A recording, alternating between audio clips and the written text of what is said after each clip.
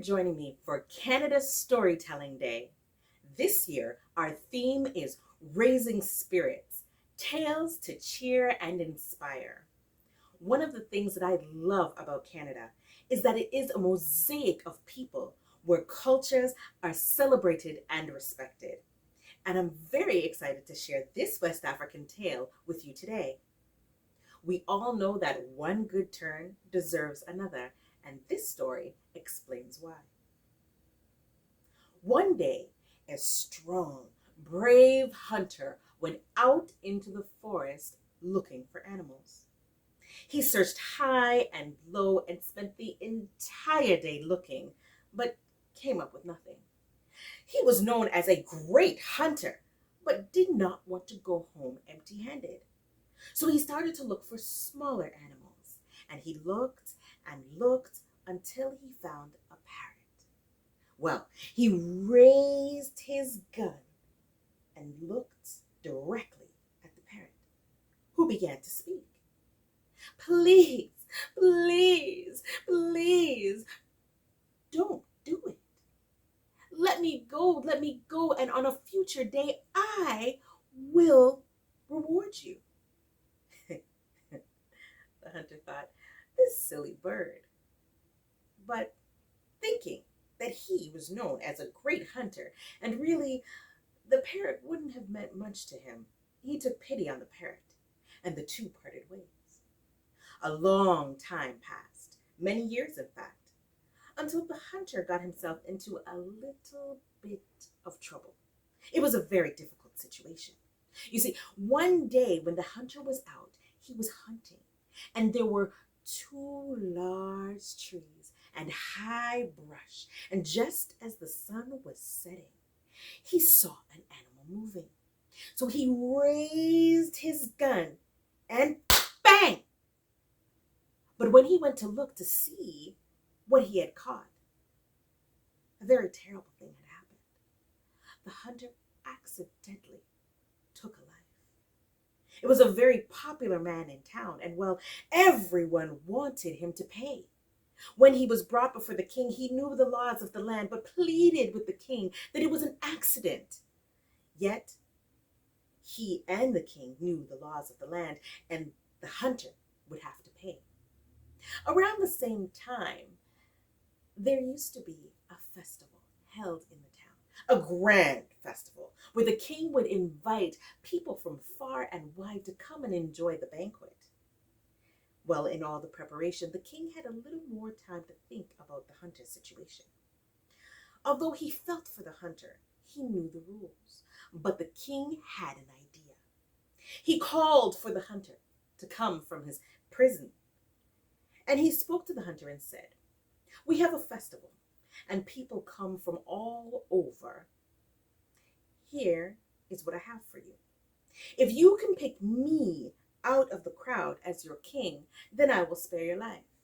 If not, then we know the rules of the land, and unfortunately, hunter, you will have to pay for your deed."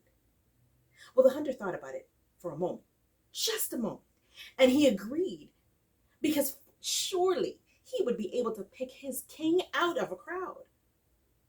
Well, the festival day arrived, and people came from far and wide, some dressed in expensive clothing, others dressed in very expensive crowns with jewels and dangly things. There were others who walked with walking sticks beaded from top to bottom, and others came in rags, and there were a few that came naked from the waist up. But these people came all each having a very important relationship with the king, and all were greeted and honored by the town. Well, when the crowd started to form and get bigger, the hunter was brought in. The hunter came in and he looked around and saw all of these people dressed very, very differently. And he looked around and he saw that the sky was so beautiful. But he had a decision to make. And he looked at the people. Some were wearing masks, others wearing crowns. He saw the lovely walking sticks with the beads all the way to the ground. He saw the people who were naked from the waist up. He looked around at those wearing those expensive clothes, and of course, he saw those in the rags. And he looked and wondered, how was he going to find his king? Then he noticed that there was a parrot on top of a tree not too far from him, and the parrot began to sing. Hunter, hunter, you've done a good deed. Good deeds deserve another, and today you will see. Your king is not in expensive clothes. He is not wearing an expensive crown. Your king does not have a beaded walking stick. In rags be your king. At first, the hunter didn't understand what the parrot was saying, but he listened a little bit closer, and he recognized the sound. He had heard it before and remembered that he had met a parrot many years ago who sounded the same, pleading for his life, and the hunter let him go. So he listened a little more closely, and the song began again.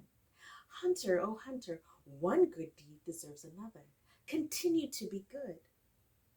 Your king does not wear expensive clothes.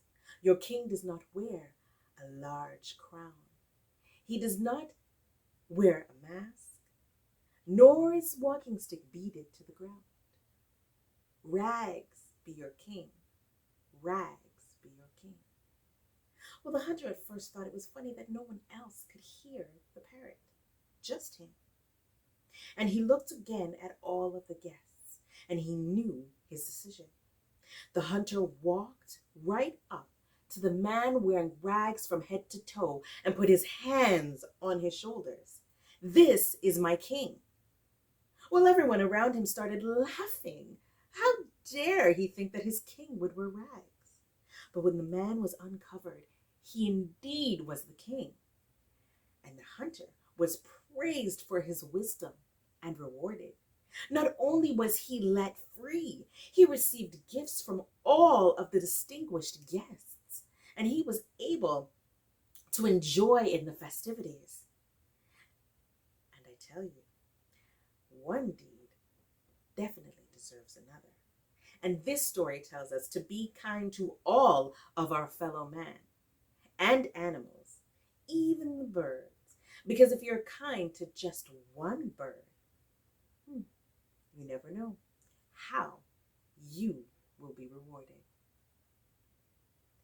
Thank you for joining me today, and I hope you enjoyed this story called A Constant